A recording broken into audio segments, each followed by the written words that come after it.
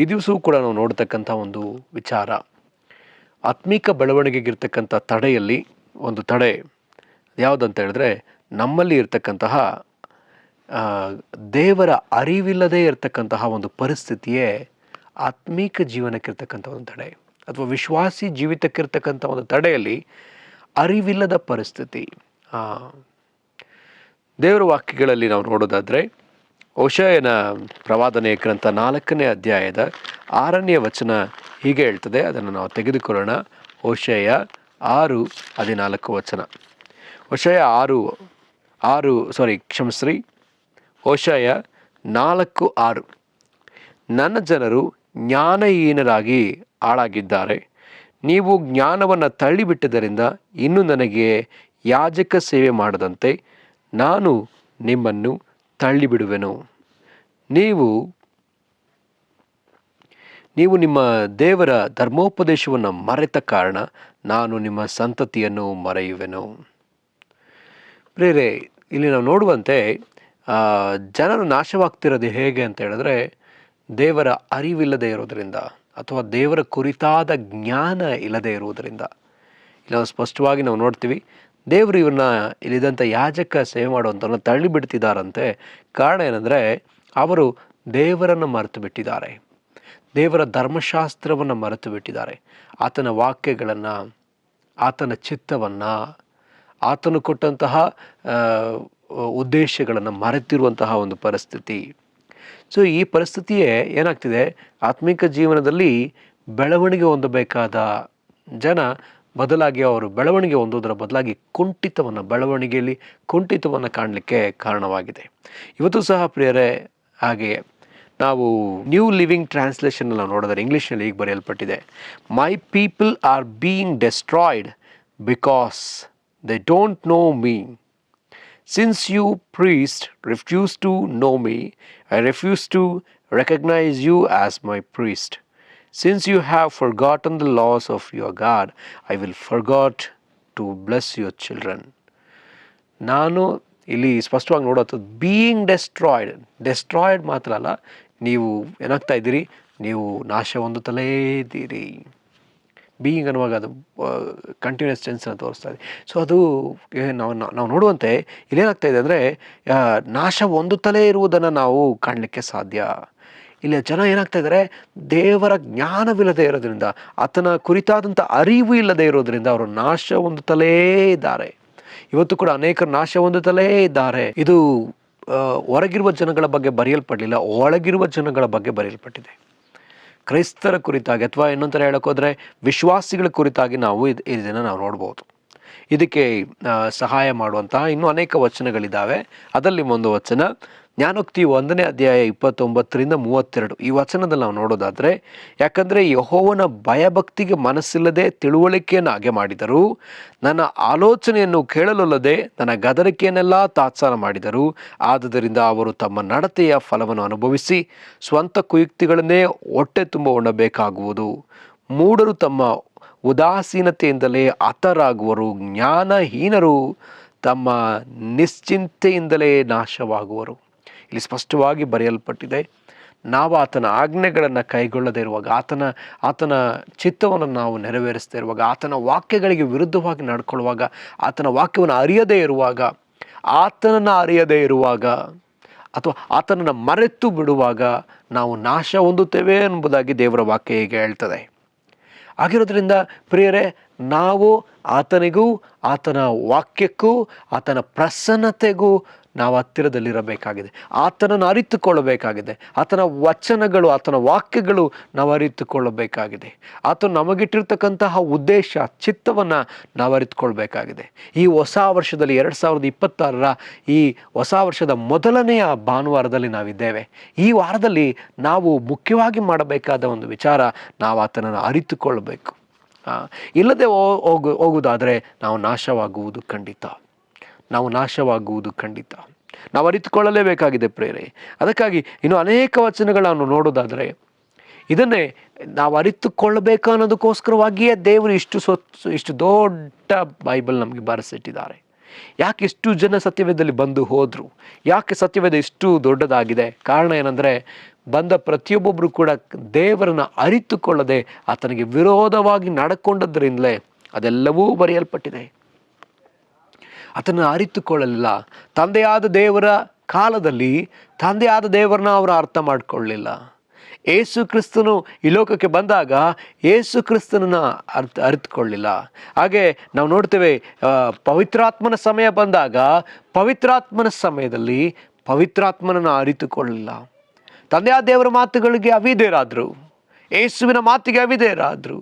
ಪವಿತ್ರಾತ್ಮನ ಮಾತಿಗೂ ಅವಿಧೇಯತೆಯನ್ನು ತೋರಿಸೋದನ್ನು ನಾವು ಕಾಣ್ತೇವೆ.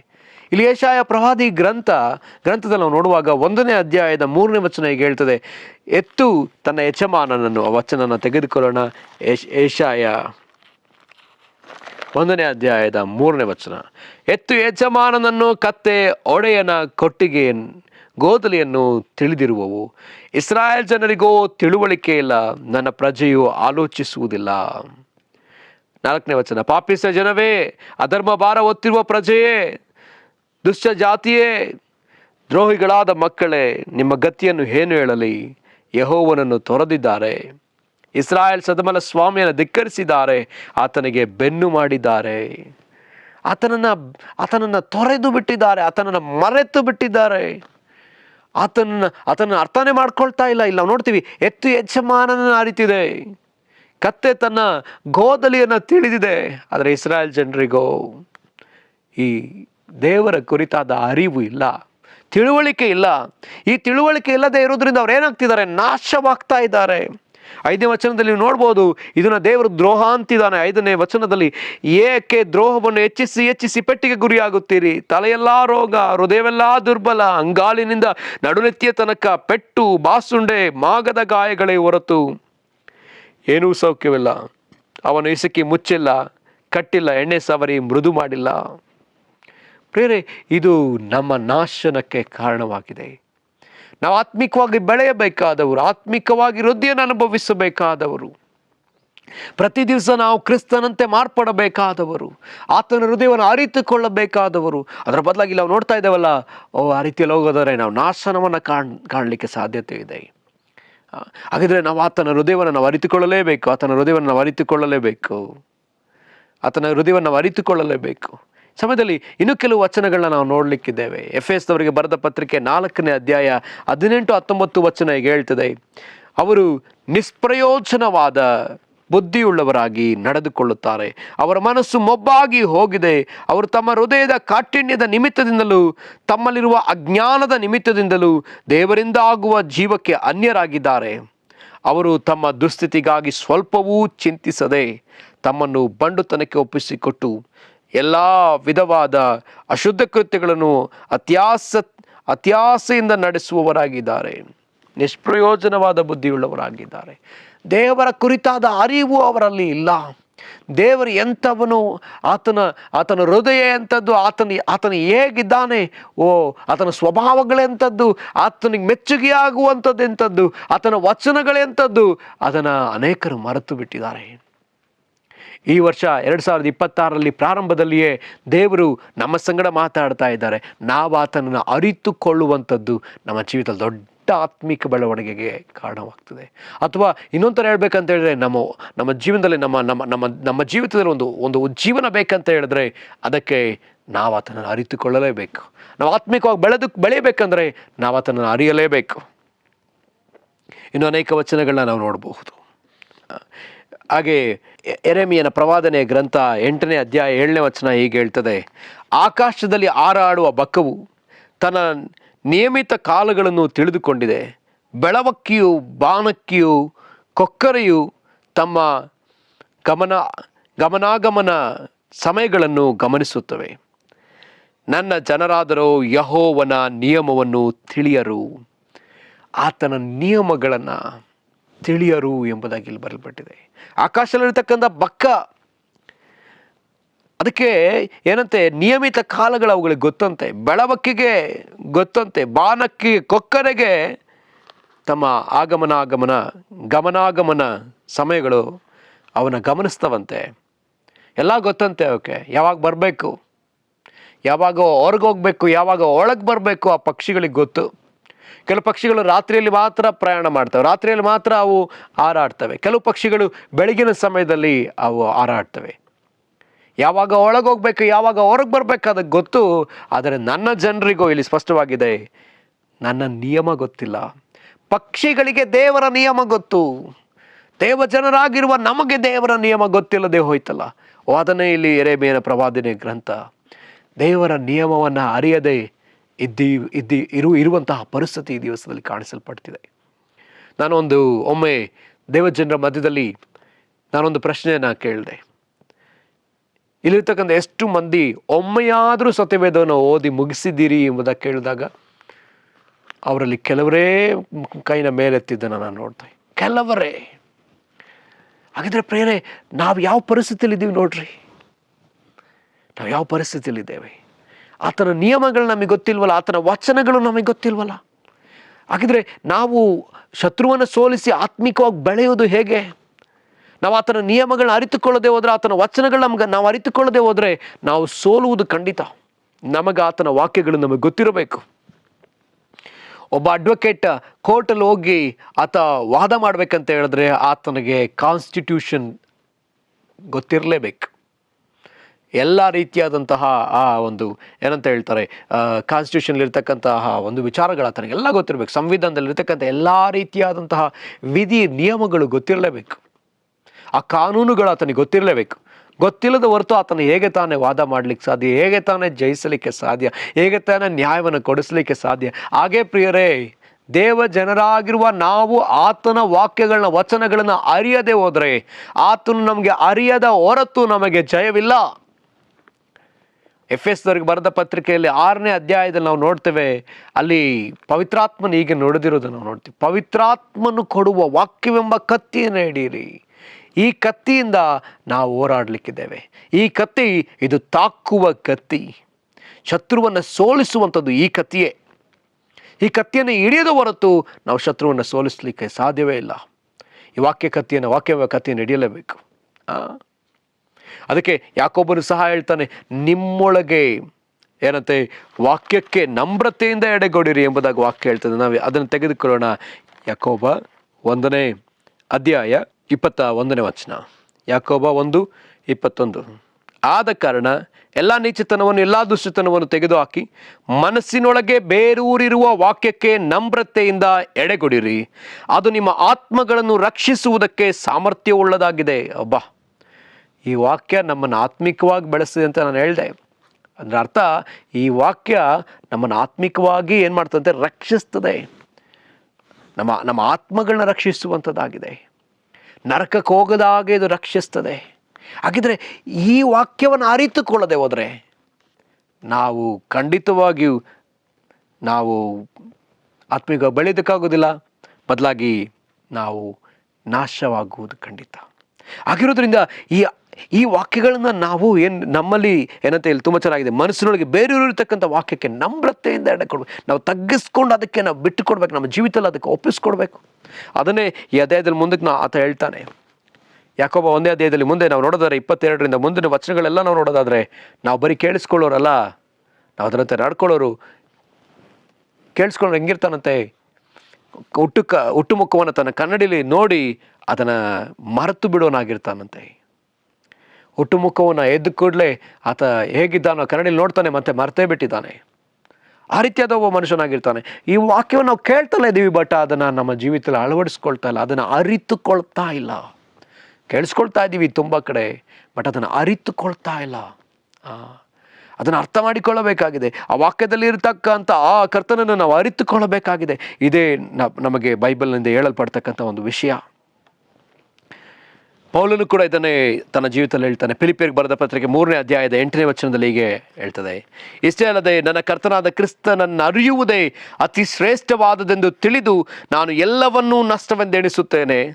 ಆತನ ನಿಮಿತ್ತ ನಾನು ಎಲ್ಲವನ್ನೂ ಕಳಕೊಂಡು ಅದನ್ನು ಕಸವೆಂದೆಣಿಸುತ್ತೇನೆ. ನೋಡ್ರಿ, ಪೌಲ ಎಲ್ಲ ತನಗಿದ್ದಂಥ ಆದಾಯ, ತನಗಿದ್ದಂತಹ ಎಲ್ಲ ಆಸ್ತಿಯನ್ನು ನಷ್ಟ ಅಂತ ಎಣಿಸಿದ. ಆತನ 2 ಹಡಗಿಗೆ ಯಜಮಾನ. ಇಂದಿನ ವಚನಗಳು ನಾವು ನೋಡ್ತೀವಿ ನಾವು. ಆತನ ಇಬ್ರಿಯ, ಆತನ ಗಮಲಿಯಲ್ನ ಕೆಳಗೆ ಕಲಿತಂತಹ ಒಬ್ಬ ವಿದ್ಯಾರ್ಥಿ. ಆತನಿಗೆ ಇದ್ದಂತಹ ಒಂದು ಅಂತಸ್ತು ದೊಡ್ಡದು, ಆತನಿಗಿದ್ದ ಆಸ್ತಿ ದೊಡ್ಡದು. ಆತನಿಗಿದ್ದ ಪದವಿ ದೊಡ್ಡದು, ಆತನಿಗಿದ್ದಂಥ ರೋಮಪುರದ ಹಕ್ಕುದಾರಿಕೆ ದೊಡ್ಡದು. ಆದರೆ ಅದೆಲ್ಲವನ್ನು ಆತ ನಷ್ಟವೆಂದು ಎಣಿಸ್ತಾ ಇದ್ದಾನೆ. ಒಂದು ವಿಷಯವನ್ನು ಮಾತ್ರ ಆತ ಲಾಭವೆಂದು ಎಣಿಸ್ತಾನೆ. ಅದು ಯಾವುದಾದರೆ ಕ್ರಿಸ್ತನನ್ನು ಅರಿಯುವುದೇ, ಯೇಸು ಕ್ರಿಸ್ತನನ್ನು ಅರಿತುಕೊಳ್ಳುವುದೇ ಲಾಭ. ಎಲ್ಲವನ್ನ ನಷ್ಟ ಅಂತ ಎಣಿಸಿ, ಎಲ್ಲ ಕಷ್ಟ, ನನಗೆ ಲಾಭವಾದದೆಲ್ಲ ಅದು ಕಷ್ಟ, ಅದು ನಷ್ಟ, ನನಗೆ ಕ್ರಿಸ್ತನನ್ನು ಅರಿಯುವುದೇ ನನಗೆ ಲಾಭ ಎಂಬುದಾಗಿ ಹೇಳ್ತಿದ್ದಾನೆ. ಸೊ ಹಾಗಿದ್ರೆ ಪ್ರಿಯರೇ, ಇಲ್ಲಿ ನಾವು ಅರ್ಥ ಮಾಡ್ಕೊಳ್ಬೇಕಾದ ಒಂದು ಮುಖ್ಯ ವಿಚಾರ, ಪೌಲನ ಮೂಲಕ ನಾವು ತಿಳ್ಕೊಳ್ಳುವಂಥ ಒಂದು ವಿಷಯ, ನಾವು ಕ್ರಿಸ್ತನನ್ನು ಅರಿತುಕೊಳ್ಳಬೇಕಾಗಿದೆ. ಇದು ಆತನಿಗೆ ಶ್ರೇಷ್ಠವಾಗಿರುವುದಾದರೆ ಇನ್ನು ನಮಗಿನ್ನದೆಷ್ಟು ಶ್ರೇಷ್ಠವಾದದ್ದು ಯೋಚಿಸ್ರಿ, ಅದೆಷ್ಟು ದೊಡ್ಡ ಲಾಭಕರವಾದದ್ದು ಯೋಚಿಸ್ರಿ. ಈ ಲಾಭವನ್ನು ಸಂಪಾದಿಸಬೇಕೆಂದು ಪೌಲನು ತಿಮೋತಿಗೂ ಸಹ ಹೇಳ್ತಾನೆ. ತಿಮೋತಿಯನಿಗೆ ಬರೆದಂತಹ ಆ ಒಂದು ಪತ್ರಿಕೆಯಲ್ಲಿ ನಾವು ನೋಡೋದಾದರೆ 6ನೇ ಅಧ್ಯಾಯ, ನಾವು ಅದನ್ನು ತೆಗೆದುಕೊಳ್ಳೋಣ. ತಿಮೋತಿ 6ನೇ ಅಧ್ಯಾಯ 6ನೇ ವಚನ. ಸಂತುಷ್ಟಿ ಸಹಿತವಾದ ಭಕ್ತಿಯು ದೊಡ್ಡ ಲಾಭವೇ ಸರಿ. ನಾವು ಲೋಕದೊಳಗೆ ಏನೂ ತಕ್ಕೊಂಡು ಬರಲಿಲ್ಲವಷ್ಟೇ, ಅದರೊಳಗಿಂದ ಏನೂ ತಕ್ಕೊಂಡು ಹೋಗಲಾರೆವು. ನಮಗೆ ಅನ್ನ ವಸ್ತ್ರಗಳಿದ್ದರೆ ಸಾಕು. ಐಶ್ವರ್ಯವಂತರಾಗಬೇಕೆಂದು ಮನಸ್ಸು ಮಾಡುವವರು ದುಷ್ಪ್ರೇರಣೆ ಎಂಬ ಉರುಳಿನಲ್ಲಿ ಸಿಕ್ಕಿಕೊಂಡು ಬುದ್ಧಿ ವಿರುದ್ಧವಾಗಿಯೂ ಹಾನಿಕರವಾಗಿಯೂ ಇರುವ ಅನೇಕ ಆಶೆಗಳಲ್ಲಿ ಬೀಳುತ್ತಾರೆ. ಇಂಥ ಆಶೆಗಳು ಮನುಷ್ಯರನ್ನು ಸಂಹಾರನಾಶಗಳಲ್ಲಿ ಮುಳುಗಿಸುತ್ತವೆ. ಇದರ ಪ್ರೇರಣೆಯಲ್ಲಿ ನೀವು ಅರ್ಥ ಮಾಡ್ಕೊಳ್ಬೇಕಾದ ಒಂದು ವಿಷಯ, ಪೌಲನು ತಾನು ಹೇಳಿದ ಮಾತ್ರ ಅಲ್ಲದೆ ಇದು ತಿಮೋತಿನಿಗೂ ಹೇಳ್ತಿದ್ದಾನೆ. ಸಂತುಷ್ಟಿ ಸಹಿತವಾದ ಭಕ್ತಿ ದೊಡ್ಡ ಲಾಭ. ಈ ಲಾಭವನ್ನು ನೀನು ಮಾಡು. ಈ ಲೋಕದಲ್ಲಿ ನಮಗೇನು ಊಟಕ್ಕೆ ನಮಗೇನು ಬೇಕಂತೆ, ಈ ಲೋಕದೊಳಗೆ ಏನು ತಗೊಂಡು ಬರಲಿಲ್ಲ, ಏನು ತಗೊಂಡು ಹೋಗಲ್ಲ, ನಮಗೆ ಅನ್ನ ವಸ್ತ್ರಗಳಿದ್ದರೆ ಸಾಕು. ನಮ್ಗೆ ಹೊಟ್ಟೆಗೆ ಊಟ, ನಾವು ಧರಿಸ್ಲಿಕ್ಕೆ ಬಟ್ಟೆ ಇದ್ದರೆ ಸಾಕು ಎಂಬುದಾಗಿ ಇಲ್ಲಿ ಪೌಲನು ಹೇಳುವುದನ್ನು ನಾವು ಕಾಣ್ತೇವೆ ಪ್ರಿಯರೇ. ಸೊ ಹಾಗಿದ್ರೆ ನಾವು ಸರಿಯಾದ ರೀತಿಯಲ್ಲಿ ನಾವು ಅರ್ಥ ಗ್ರಹಿಸಿಕೊಳ್ಳಬೇಕಾಗಿದೆ. ನಾವು ಕ್ರಿಸ್ತನನ್ನು ಅರಿತುಕೊಳ್ಳುವಂಥದ್ದೇ, ಆತನ ವಚನಗಳಲ್ಲಿ ನಾವು ಸಮಯ ಕಳೆಯುವಂಥದ್ದೇ, ಆತನ ಪ್ರಸನ್ನತೆಯಲ್ಲಿ ಇರುವಂಥದ್ದೇ ಈ ವರ್ಷದಲ್ಲಿ ಅತಿ ಮುಖ್ಯವಾದ ಒಂದು ಕೆಲಸ. ನಮ್ಮ ಪ್ರಾಮುಖ್ಯತೆಯಲ್ಲಿ, ನಮ್ಮ ಆದ್ಯತೆಯಲ್ಲಿ ಮೊದಲನೆಯ ಆದ್ಯತೆ, ಫಸ್ಟ್ ಪ್ರಿಯಾರಿಟಿ ಯಾವುದಂದರೆ ಆತನನ್ನು ಅರಿತುಕೊಳ್ಳುವುದೇ. ನಮ್ಮ ಆತ್ಮಿಕ ಬೆಳವಣಿಗೆ ಪ್ರಾರಂಭವಾಗುವುದೇ ಆತನನ್ನು ಅರಿಯುವುದರಲ್ಲಿ, ಆತನ ವಚನವನ್ನು ಅರಿತುಕೊಳ್ಳುವುದರಲ್ಲಿಯೇ. ಸೊ ಇದು ಅತಿ ಮುಖ್ಯವಾಗಿ ಬೇಕಾಗಿದೆ. ಅನೇಕರು ಈ ದಿವಸ ಕ್ರಿಸ್ತನ ನಾಮದಲ್ಲಿ, ಯೇಸುವಿನ ನಾಮದಲ್ಲಿ ದೆವ್ವಗಳನ್ನ ಓಡಿಸಬಹುದು, ರೋಗವಾಸಿ ಮಾಡ್ಬೋದು, ಪ್ರವಾದನೆ ಹೇಳ್ಬೋದು, ಬೋಧನೆ ಹೇಳ್ಬೋದು, ಏನೇ ಮಾಡಿದರೂ ಕೂಡ ಆತನ ಅರಿತುಕೊಳ್ಳದೆ ಹೋದರೆ, ಆತನ ಚಿತ್ತವನ್ನು ಮಾಡದೆ ಹೋಗುವುದಾದರೆ ನಾವು ಏನು ಮಾಡ್ತಾ ಇದ್ದೀವಿ ಅಂತ ಹೇಳಿದ್ರೆ, ನಾವು ಖಂಡಿತವಾಗಿ ಹೇಳ್ತೀನಲ್ಲ, ನಾವು ನಮ್ಮನ್ನೇ ನಾವು ವಂಚಿಸ್ಕೊಳ್ತಾ ಇದ್ದೀವಿ. ಅಲ್ಲಿ ಯೇಸುಸ್ವಾಮಿ ಹೇಳೋದು ನಾವು ಕಾಣ್ತೇವೆ, ನಿನ್ನ ಗುರುತನ್ನು ಕಾಣೆನು. ಮತ್ತಾಯ ಬರೆದ ಸುವಾರ್ತೆ 7ನೇ ಅಧ್ಯಾಯದಲ್ಲಿ 22ನೇ ವಚನದಲ್ಲಿ ಸ್ವಾಮಿಯವರೆಲ್ಲ ಪರಲೋಕ ರಾಜ್ಯ ಸೇರೋದಿಲ್ಲ, ಆದರೆ ಆತನ ಚಿತ್ತವನ್ನು ತಿಳಿದು ನಡೆದುಕೊಳ್ಳುವವರೇ. ಆತನ ಚಿತ್ತವನ್ನು ಆತನ ಚಿತ್ತ ಅಂದರೆ ಆತನ ಮನಸ್ಸನ್ನು ಅರ್ಥ ಮಾಡಿಕೊಂಡವರೇ, ಆತನನ್ನು ಅರ್ಥ ಮಾಡಿಕೊಂಡವರು ಮಾತ್ರ. ಹಾಗಿದ್ರೆ ಪ್ರೇರೆ, ನಾವು ಆತನ ಹೃದಯವನ್ನು ಈ ವರ್ಷದಲ್ಲಿ ನಾವು ತಿಳ್ಕೊಳ್ಳೇಬೇಕು, ಅರಿತುಕೊಳ್ಳೇಬೇಕು. ಆತನು ನಮ್ಮ ಮನಸ್ಸನ್ನು ಅರಿತುಕೊಂಡಿದ್ದಾನೆ, ಆತನಿಗೆ ನಮ್ಮ ಬಗ್ಗೆ ಎಲ್ಲವೂ ಗೊತ್ತು, ಎಲ್ಲವನ್ನ ಅರಿತಿದ್ದಾನೆ. ಆದರೆ ಆತನ ಮನಸ್ಸನ್ನು ನಾನು ಅರಿತಿದ್ದೇನೋ? ಈ ಕಾಲಕ್ಕೆ ಆತನ ಹೃದಯ ಏನು ಹೇಳ್ತದೆ? ಆತನ ಹೃದಯ ನನಗೆ ಗೊತ್ತಿದೆಯೋ? ತಪ್ಪಿ ಹೋದ ಮಗನ ಕಥೆಯಲ್ಲಿ ಯೇಸುಸ್ವಾಮಿ ಹೇಳಿದ ಕಥೆಯಲ್ಲಿ ನಾವು ನೋಡ್ತೀವಿ, ಆ ತಪ್ಪಿ ಹೋದ ಮಗನು ಯಾಕೆ ತನ್ನ ಆಸ್ತಿಯನ್ನೆಲ್ಲ ತಂದೆಯಿಂದ ತೆಗೆದುಕೊಂಡು ದೂರ ದೇಶಕ್ಕೆ ಹೋಗಿ ಎಲ್ಲವನ್ನ ಹಾಳು ಮಾಡಿದ ಕಾರಣ ಆತನಿಗೆ ತಂದೆಯ ಹೃದಯ ಗೊತ್ತಿಲ್ಲ. ಇವತ್ತು ಅನೇಕರು ಹೀಗೆಯೇ, ತಂದೆಯ ಹೃದಯ ಗೊತ್ತಿಲ್ಲದೆ ತಪ್ಪು ಮಾರ್ಗಗಳನ್ನ ತೆಗೆದುಕೊಂಡು, ತಪ್ಪಾದ ನಿರ್ಧಾರಗಳನ್ನ ತೆಗೆದುಕೊಂಡು ಈ ದಿವಸ ಆ ತಪ್ಪಿ ಹೋದ ಮಗನಂತೆಯೇ ಜೀವಿಸುವುದನ್ನು ನಾವು ಕಾಣಲಿಕ್ಕೆ ಸಾಧ್ಯ. ಹಾಗಿದ್ರೆ ಈಗ ನಾವು ದೇವರ ಬಳಿಯಲ್ಲಿ ಕೇಳಬೇಕಾಗಿದೆ, ಆ ತಪ್ಪಿ ಹೋದ ಮಗನಿಗೆ ಹೇಗೆ ಬುದ್ಧಿ ಬಂತೋ ಹಾಗೆ ದೇವಜನರಾಗಿರ್ತಕ್ಕಂಥ ನಮಗೆ ಬುದ್ಧಿ ಬಂದರೆ ಎಷ್ಟೋ ಒಳ್ಳೆಯದು. ಆತನನ್ನು ಅರಿತುಕೊಳ್ಳಬೇಕಾಗಿದೆ. ಆತನಿಗೆ ಅರಿವು ಬಂತು. ಯಾವ ರೀತಿ ಬಂತಂತೆ? ಲೂಕ ಬರೆದ ಸುವಾರ್ತೆ 15:17 ಹೀಗೆ ಹೇಳ್ತದೆ, ಆಗ ಅವನಿಗೆ ಬುದ್ಧಿ ಬಂದು ಅವನು, ನನ್ನ ತಂದೆಯ ಬಳಿಯಲ್ಲಿ ಎಷ್ಟೋ ಮಂದಿ ಕೂಲಿಯಾಳುಗಳಿಗೆ ಬೇಕಾದಷ್ಟು ಆಹಾರವದೆ, ನಾನಾದರೂ ಇಲ್ಲಿ ಹಸಿವಿನಿಂದ ಸಾಯುತ್ತೇನೆ. ಹಸಿವಿನಿಂದ ಸಾಯ್ತಾ ಇದ್ದೀನಲ್ಲ, ನನ್ನ ತಂದೆ ಹತ್ರ ಬೇಕಾದಷ್ಟು ಆಳುಗಳಿದ್ದಾರೆ, ಅವ್ರಿಗೆ ಬೇಕಾದಷ್ಟು ಆಹಾರವದೆ. ನೋಡ್ರಿ, ಅವನಿಗೆ ಬುದ್ಧಿ ಬಂತು. ಸಹೋದರಿಯೇ, ಆತನ ಕುರಿತಾದ ಅರಿವು ನಿನ್ನ ಪರಿಸ್ಥಿತಿಯನ್ನು ಮಾರ್ಪಡಿಸ್ತದೆ. ಈತನಿಗೆ ಬಂದಂಥ ಆ ಅರಿವು, ಆತನಿಗೆ ಬಂದಂಥ ಆತನಿಗೆ ಆ ಬುದ್ಧಿ ತೆರೆಯಲ್ಪಡ್ತು. ಆತನಿಗೆ ಆ ಬುದ್ಧಿ ಬಂದ ಕೂಡಲೇ ಆತನು ತಂದೆ ಬಳಿಗೆ ತಿರುಗಿಯೇ ಬಿಟ್ಟ. ತಿರುಗಿದ ಕೂಡಲೇ ಆತನ ಮೊದಲಿದ್ದ ಪರಿಸ್ಥಿತಿ ಈಗ ಇಲ್ಲ. ಆತ ಹಸಿವಿನಿಂದಿದ್ದ, ಆದರೆ ಈಗ ಹಸಿವಿನಿಂದಿಲ್ಲ. ಆತ ಕೊಳೆ ಬಟ್ಟೆ ಹಾಕ್ಕೊಂಡಿದ್ದ, ಈಗ ಕೊಳೆ ಬಟ್ಟೆ ಅಲ್ಲ. ಆತ ಕೂಲಿಯಾಳಾಗಿದ್ದ, ಆದರೆ ಈಗ ಆತ ಮಗನಾಗಿದ್ದಾನೆ. ಆತ ದುಃಖದಲ್ಲಿದ್ದ, ಈಗ ಆತ ಸಂತೋಷದಲ್ಲಿದ್ದಾನೆ. ಆತ ಗೊಣಗ್ತಾ ಇದ್ದ, ಈಗ ಆತ ಸ್ತೋತ್ರ ಮಾಡ್ತಾ ಇದ್ದಾನೆ. ಹಾಗಿದ್ರೆ ನಮ್ಮ ಪರಿಸ್ಥಿತಿ ಬದಲಾಗಬೇಕಂತ ಹೇಳಿದ್ರೆ ನಾವು ಆತನನ್ನು ಅರಿತುಕೊಳ್ಳುವುದೇ ಮುಖ್ಯವಾದ ಕೆಲಸ. ಈ ಕೆಲಸವನ್ನೇ ದೇವರು ಪ್ರವಾದಿಗಳಿಗೂ ಕೂಡ ಕೊಟ್ಟರು. ಮಲಾಕಿಯ ಪ್ರವಾದನೆ ಗ್ರಂಥದಲ್ಲಿ 4ನೇ ಅಧ್ಯಾಯ 6ನೇ ವಚನ ಈಗ ಹೇಳ್ತದೆ, ಅವನು ತಂದೆಗಳ ಮನಸ್ಸನ್ನು ಮಕ್ಕಳ ಕಡೆಗೂ, ಮಕ್ಕಳ ಮನಸ್ಸನ್ನು ತಂದೆಗಳ ಕಡೆಗೂ ತಿರುಗಿಸುವನು. ಇದನ್ನೇ ಸಾನಿಕನಾದ ಯೋಹಾನನು ಕೂಡ ತಾನು ಈ ಲೋಕದಲ್ಲಿದ್ದಾಗ ಮಾಡಿದ್ದಾನೆ. ಆತನಿಗೆ ಕೊಡಲ್ಪಟ್ಟ ಸೇವೆಯೂ ಕೂಡ ಅಂಥದ್ದೇ.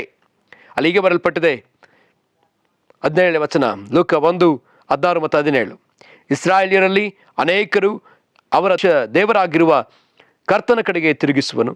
ಅವನು ಆತನ ಮುಂದೆ ಹೋಗಿ ಎಲಿಯನ ಗುಣಶಕ್ತಿಗಳಿಂದ ಕೂಡಿದವನಾಗಿ ತಂದೆಗಳ ಹೃದಯವನ್ನು ಮಕ್ಕಳ ಕಡೆಗೂ, ಹಠ ಹಿಡಿದವರನ್ನ ನೀತಿವಂತರ ಜ್ಞಾನದ ಕಡೆಗೂ ತಿರುಗಿಸಿ ಸಿದ್ಧವಾದ ಜನವನ್ನು ಕರ್ತನಿಗೆ ಒದಗಿಸುವನು ಎಂದು ಹೇಳಿದನು.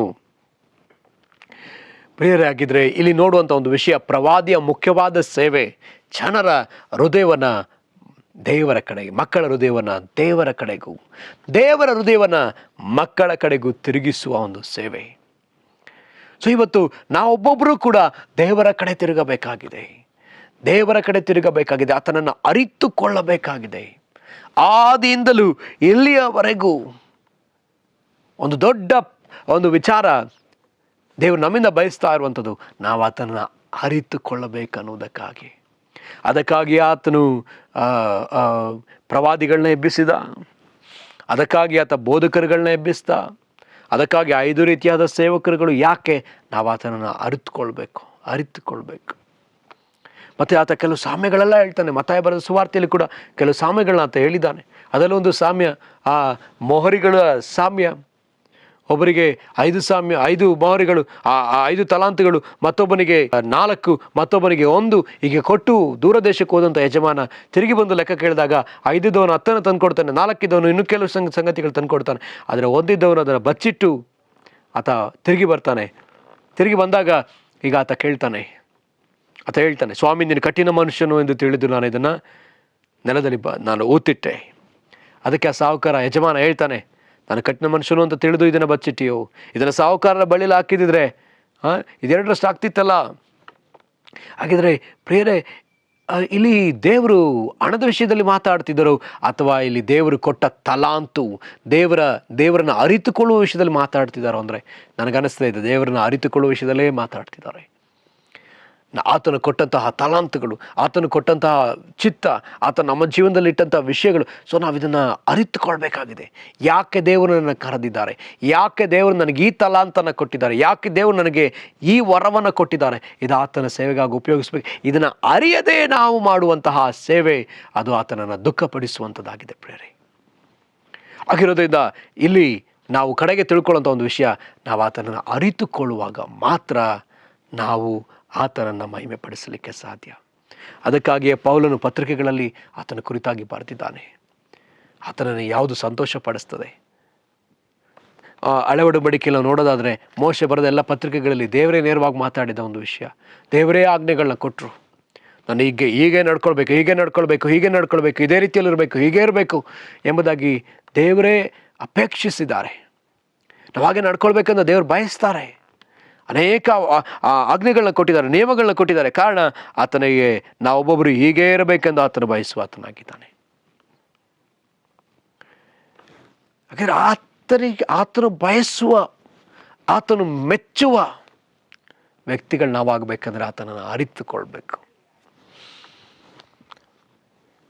ನೀವು ನನ್ನನ್ನು ಅರ್ಥ ಮಾಡ್ಕೊಳ್ಳದೆ ನೀವು ನನಗೆ ಮೆಚ್ಚುಗೆ ಆಗಿರೋಕ್ಕಾಗಲ್ಲ, ಅಥವಾ ನನ್ನ ಹೆಂಡತಿ ನನ್ನನ್ನು ಅರ್ಥ ಮಾಡ್ಕೊಳ್ದೆ ಆಕೆ ನನಗೆ ಮೆಚ್ಚುಗೆ ಆಗಿರ್ಲಿಕ್ಕಾಗಲ್ಲ.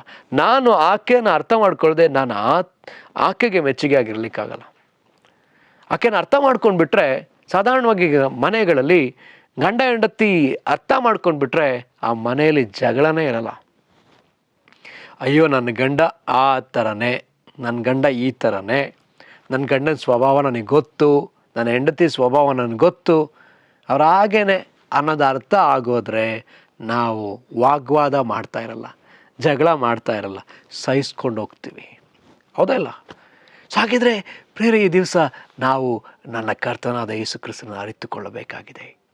ಆತನಿಗೆ ಯಾವುದು ಇಷ್ಟ, ಆತನಿಗೆ ಯಾವುದು ಇಷ್ಟ ಇಲ್ಲ. ಈ ವರ್ಷವೆಲ್ಲ ಸಾಧ್ಯ ಆದರೆ ನಾವು ಸತ್ಯವೇದದಲ್ಲಿ ಒಂದು ಭಾಗದಿಂದ ಮತ್ತೊಂದು ಭಾಗದವರೆಗೂ, ಒಬ್ಬರು ಸೇವಕರು ಈ ರೀತಿಯಲ್ಲಿ ಹೇಳ್ತಾ ಇದ್ರು, ಒಂದು ಭಾಗದಿಂದ ಮತ್ತೊಂದು ಭಾಗದವರೆಗೂ ನಾವು ಓದುವಾಗ ಎರಡು ಬಣ್ಣದ ಒಂದು ಪೆನ್ಗಳನ್ನ ತೆಗೆದುಕೊಂಡು ದೇವರಿಗೆ ಇಷ್ಟವಾದುದನ್ನು ನಾವು ಕೆಂಪು ಬಣ್ಣದಲ್ಲಿಯೂ, ದೇವರಿಗೆ ಇಷ್ಟವಿಲ್ಲದೆ ಇರೋದನ್ನು ಕಪ್ಪು ಬಣ್ಣದಲ್ಲಿ ನಾವು ಹಾಗೇ ಮಾರ್ಕ್ ಮಾಡ್ತಾ ಹೋದರೆ ಸಂಪೂರ್ಣ ಬೈಬಲ್ ನಮಗೆ ಗೊತ್ತಾಗ್ಬಿಡುತ್ತೆ ಆತನ ಹೃದಯ ಏನು, ಆತನಿಗೆ ಮೆಚ್ಚುಗೆ ಆದದ್ದು ಯಾವುದು, ಆತನಿಗೆ ಮೆಚ್ಚುಗೆ ಇಲ್ಲದಿರೋದು ಯಾವುದು ಅನ್ನೋದು ನಮಗೆ ಸ್ಪಷ್ಟವಾಗಿ ಅರ್ಥ ಆಗುತ್ತೆ. ಸೊ ಹಾಗಿದ್ದರೆ ಪ್ರಿಯರೇ, ಈ ಸಮಯದಲ್ಲಿ ನಾವು ಪ್ರಾರ್ಥನೆ ಮಾಡಿಕೊಳ್ಳೋಣ. ದೇವ್ರು ತಾನೇ ನಮಗೆ ಕೃಪೆ ಕೊಡಲಿ. ನಮಗೆ ಅರಿವಿಲ್ಲದ ಪರಿಸ್ಥಿತಿ, ಆತನ ಕುರಿತಾದ ಅರಿವಿಲ್ಲದ ಪರಿಸ್ಥಿತಿಯಿಂದ ದೇವರು ನಮಗೆ ಬಿಡುಗಡೆ ಕೊಡಲಿ. ನಮಗೆ ಆತನ ಅರಿತುಕೊಳ್ಳುವಂತೆ ನಮ್ಮ ಬುದ್ಧಿಯನ್ನು ಆತನ ತೆರೆಯಲಿ.